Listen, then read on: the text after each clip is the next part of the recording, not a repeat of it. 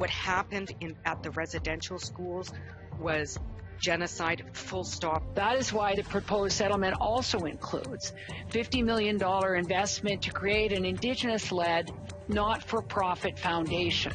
Tonight, the scramble is on to make amends to survivors of Canada's historic Indigenous peoples education programs. Every time we passed by them, they'd always wave and they're always energetic.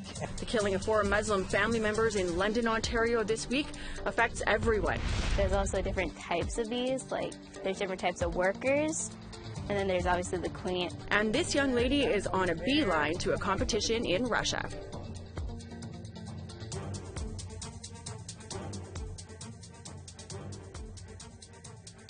Good evening. Welcome to APTN National News. I'm Melissa Ridgen. We're glad you could join us. Well, many were hoping for an apology from the Vatican. They were disappointed on the weekend when the Pope only said that he was, quote, pained by the discovery of 215 children found buried in Kamloops, BC. But the Archbishop of Vancouver is going further than that, and he sat down for a one-on-one with reporter Tina House. Archbishop Michael, thank you very much for sitting down with us today. You're very welcome, and it's a pleasure for me to be able to do so, Tina. Now, with the discovery of these 215 children that were found buried in Kamloops, what would you like to say about that? I think what I'd like to certainly once again express my sorrow, apology, commitment to do something about it. But it was, of course, a very sad revelation for all of us. The TRC had indicated that there was something like this, but there was so much information at the TRC that it probably didn't get the particular attention it deserved. It strikes a chord, I think, and that's evident across the country, how it's resonated with people. You know, it's tragic, and it raises the whole question once again, as probably should be raised, once again, of the whole Indian residential school system. That was, I think, a dark period of Canadian history that we have to own. We can't forget it, and this was, I think, a pretty stark reminder of that reality. The Pope just spoke this past Sunday and said that he was very pained by the trauma that Indigenous people are now going through because of the discovery, but stopped short of actually issuing a real apology. Would you like to take this opportunity to send an apology to the survivors? I would certainly love to send an apology to survivors, to their families, and even, you know, perhaps even down through the generations, families that have been affected by this, even if it was the case of a child lost many years ago. We don't forget those things. Those things remain engraved in a family's history, and these are things that should not have happened. And certainly I offer apology, a sincere apology. Everybody is asking the Pope for this apology. Why do you think he's hesitant? You know, looking at it a few days later, it might have been a missed opportunity. But, you know, the actual reasons why he didn't use the word apologize, he used sorrow and pain.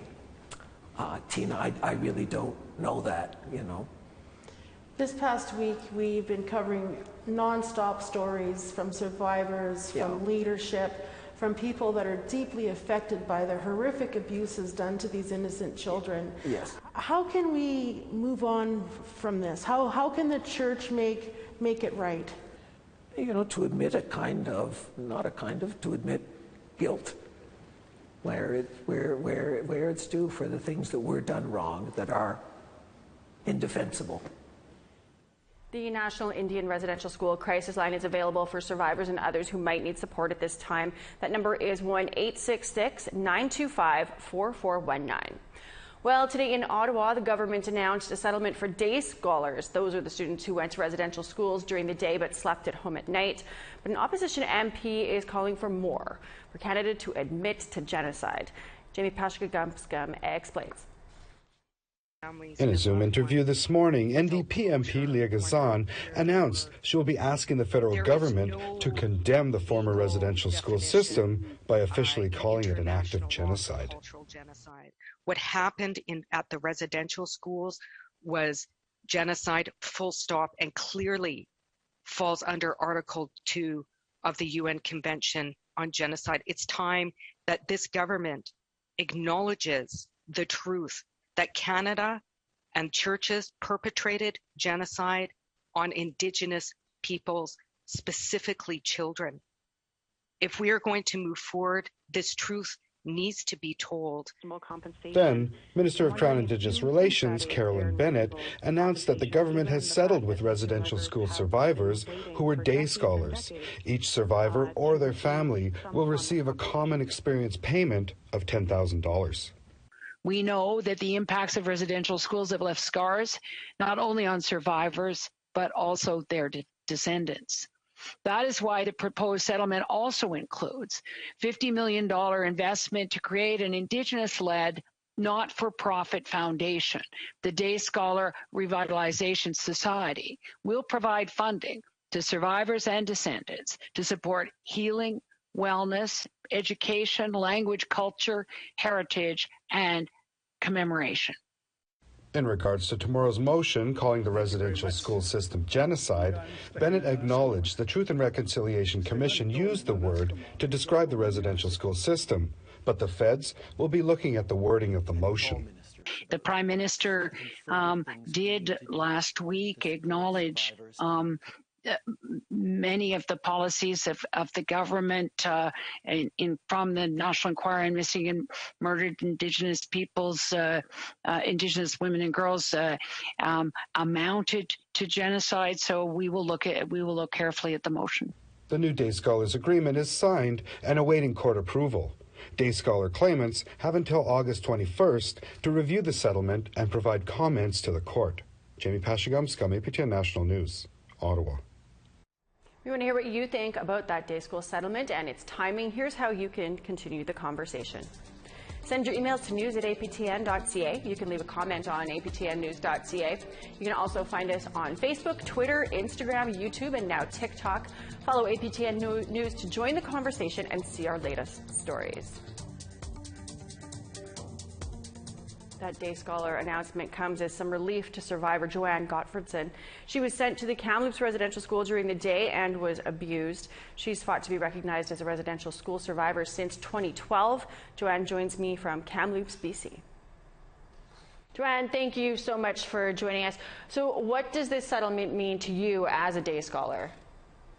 As a day scholar, I think it's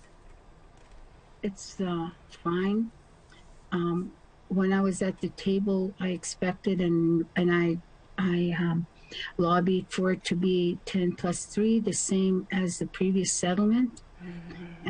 But the other thing is, it's giving and providing some closure for some of the day scholars.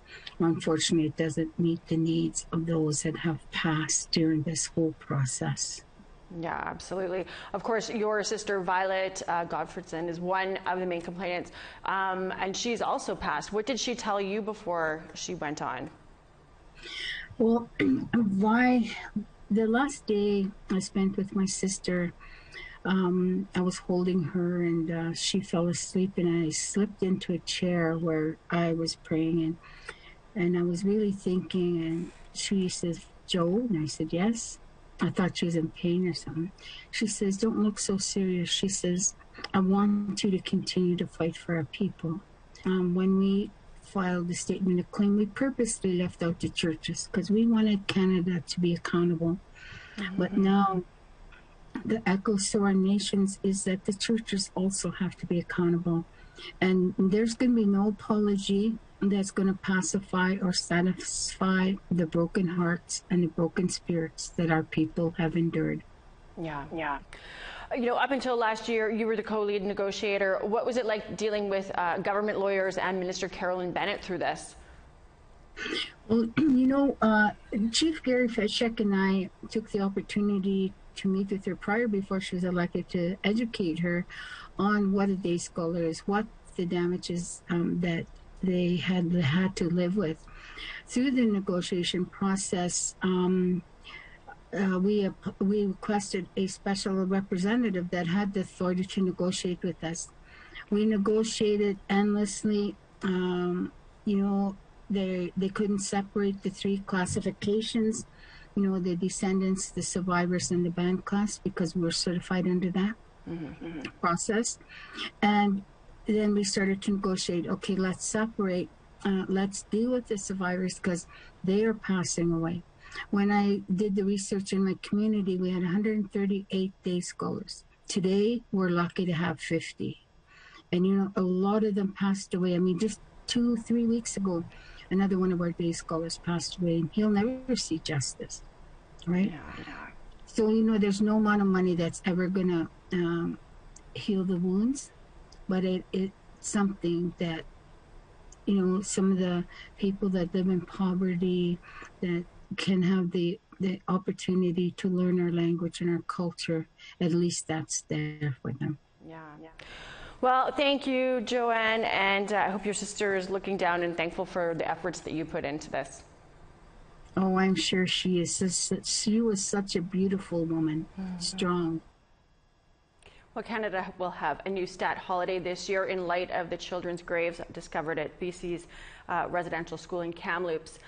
A swift passing of Bill C-5 means September 30th will now be known as the National Day for Truth and Reconciliation. The bill was pushed forward after the remains of 215 children were found in Kamloops. The holiday will start September of this year. Well, the murder of 4 members of a Muslim family in London, Ontario has Canada paying more attention to hate. Our Kent Driscoll brings us the story of a young Inuk man living in London who could have told you about racism there long before this attack happened. On June 6th, in London, Ontario, a man driving a truck struck and killed 2 women, aged 74 and 44, a 46-year-old man and a 15-year-old girl. A 9-year-old remains in serious condition in hospital. London police say that the driver targeted them because they are Muslim and is facing murder charges. Sebastian Kanayuk is a Nunavut student living and studying in London. He would see the murdered family often during walks near his apartment. There's a nice backyard where kids hang out after school, every day after school. So when you just pass by them, you'll always notice the family playing outside. According to Kanayuk, they were great neighbors. Everything a newcomer to the south like him could want. Every time we passed by them, they'd always wave and they're always energetic, and you just kind of catch that feeling that you want to play with them too. But it was always lovely seeing them. Like many Nunavut students, Sebastian moved south from his home of Pond Inlet, Nunavut, to continue his education. Full disclosure, I've known him since he was a small boy. He's my brother-in-law. And our whole family is very proud of him for getting his education. A part of that education for him was seeing the racism in London up close.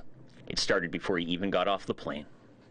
Before we were about to land to London, we've been told that we are, let's say, quote unquote, one of the good ones in terms of we are Inuit. And so we were one of the quote unquote the good ones or the better ones, and not sticking to the stereotypical alcoholic or a person who suffers from substance abuse. And we tend to abstain from that. But it was on our first day we experienced that. Local officials have promised more police and security for that part of London. For Kanayuk, that's a bit of a mixed blessing. I am not really a fan of police around because I'm a person of color, and we tend to be directly towards more to be arrested, and I tend to kind of ironically feel a bit not safe. But I am happy that security are being focused on in our area. Having your sweet, friendly, happy neighbors murdered for their race and religion would be hard for most. It's even harder if you aren't white and have to worry that the next truck could be looking for you. Kanayuk's going to finish his degree in London, and his family just wants to see him make it home safe with his education. Kent Driscoll, APTN National News, Iqaluit. We need to take a break, but when we come back, clashes south of the border over the Enbridge pipeline. We'll tell you all about that.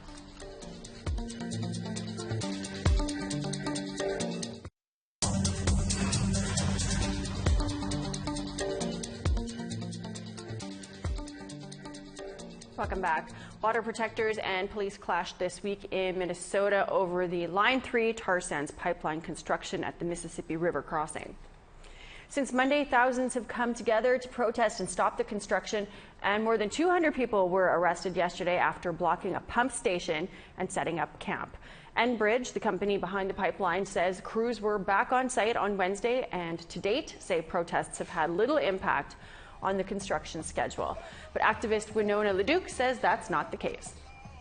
Enbridge continues to try to blast ahead, but they've grossly exaggerated their level of progress. I heard that they were claiming that they were over 50% done, maybe 60% done.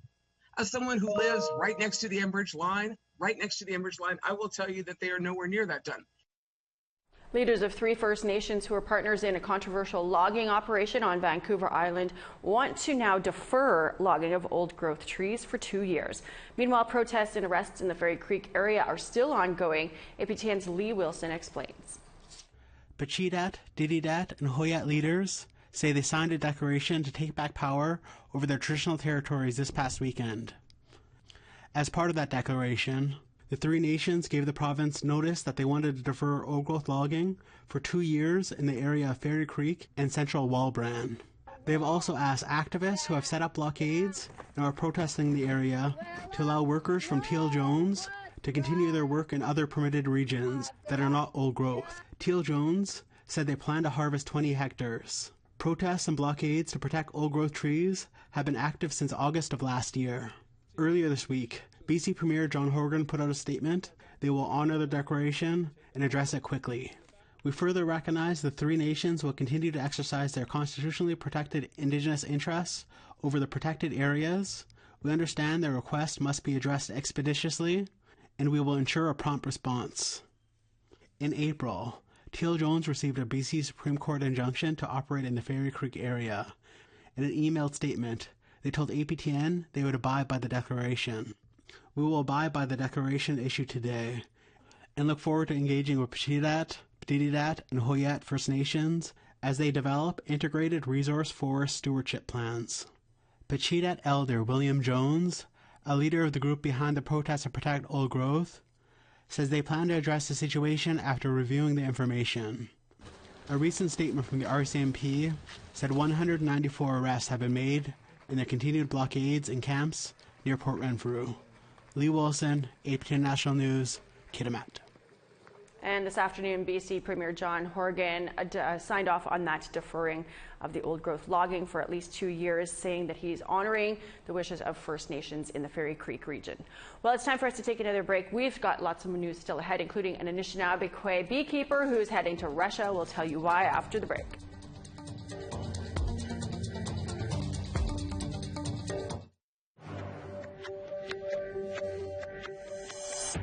Welcome back. It's time now for our photo of the day.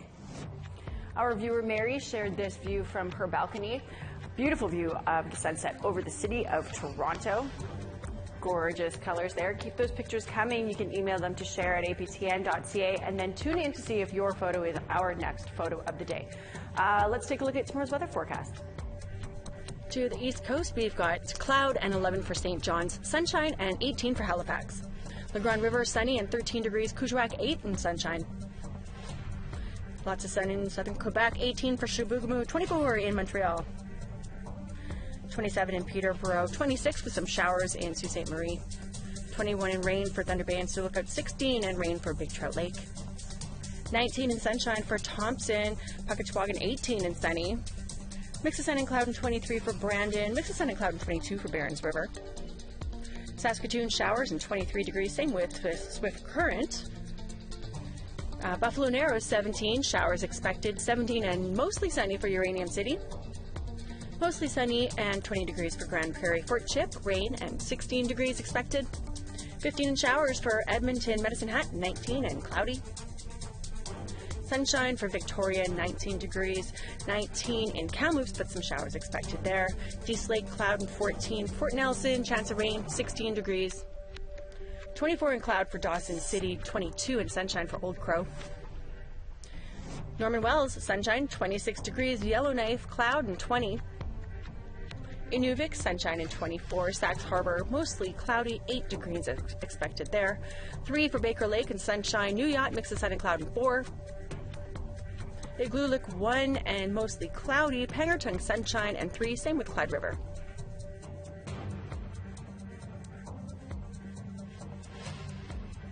A young Anishinaabe from Hiawatha First Nation in Ontario has taken on a new hobby, beekeeping. She's making a big buzz out of these bees, and as Annette Francis explains, the sweetest part is that all her hard work will lead to a trip to Russia. So, what do you see on your side? Honey. Ooh, lots of honey, yeah. Surrounded by thousands of bees, 13-year-old Olivia Wilson is not afraid to get personal and learn more about these amazing creatures. There's also different types of bees, like there's different types of workers, and then there's obviously the queen and then the drones. For the workers, there's like the cleaners. I like to call them another one, the babysitters, because they take care of all the larvae and eggs. And then there's the voyagers. It's a fascination that began 3 years ago when she became involved in the Kawartha Junior Beekeepers. Oh, look at that, queen cells. John McFarland is a founding member of the hands-on program for local youth. He's been beekeeping for the past 10 years. It's an opportunity to share his knowledge and passion of bees, and it's spread like honey with Olivia. Oh, it's been fantastic. Olivia is one of the ones who showed a real interest, who didn't just want to come because it was a club, but was doing the work that had been done, because it's a combination of theory and of practical hands-on in the bee yard. And it was really exciting to see her develop from a really, really shy, she wouldn't say 2 words to start with, to the point where she was playing with bees, joking. She really has come a long ways, and she's still interested. It wasn't just a 1-year program for hers. Olivia's been asked to be a part of the International Meeting of Young Beekeepers competition in Russia. Her proud mother says it's amazing for the experience and to have First Nation representation. We are stewards of the land, we are the caretakers of the land, and knowing that without bees we wouldn't have it. We wouldn't have plants, we wouldn't have food, we wouldn't have all those things. And having people really understand and respect a bee and the various kinds of bees, and that they aren't there to hurt you, they aren't there to cause harm. And so being able to nurture that relationship between us and them and creation, it's really important, and I think that's a really good learning opportunity that she'll be able to bring not only to her peers but to our community as a whole. It's something Olivia looks forward to doing. You go there and you have these competitions about bees, so like you get to tell the differences. There's honey testing where you taste the different types of honey from different plants, and you also get to see like where their say their antennas are or different parts of their body is. And it's just a lot of stuff like that. Olivia has 1 year to prepare for the competition. Look he's running away. Yeah. Annette Francis, APTN National News, Cavan, Ontario. What a beautiful story. That is a wrap on your midweek news. We are always glad to have you join us. I'm Melissa Ridgen. Have a great night.